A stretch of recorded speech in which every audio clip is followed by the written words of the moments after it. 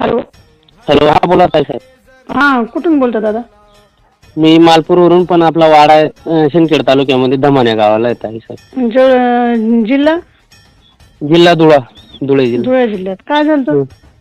रात्री आपल्या वाड्यावरती काय 9-10 गावगुंडे आलते आणि ते मेंढरू मागत होते खाण्यासाठी. मग ते आपल्या लहान भाऊंनी त्यांना नकार दिला, मेंढरू काय भेटणार नाही म्हणून खायला. मग त्याने लहान भावाला बेदम मारहाण केलंय ताई साहेब. गावातले लोक कोणी आले नाही का? गावातले कोणी नाही आले होते, तिथले गावातले फक्त ते 9 ते 10 जण होते.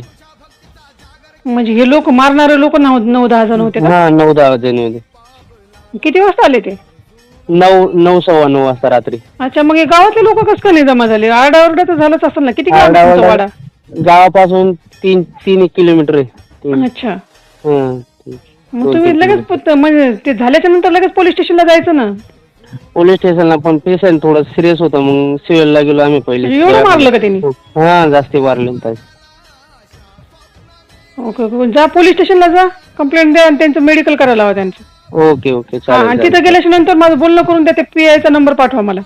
हो चालेल ताई. हो, घ्या काळजी घ्या, बघू आपण. ओके. ठीक आहे. आणि लवकर जा पोलीस स्टेशनला. ओके ताई. ओके.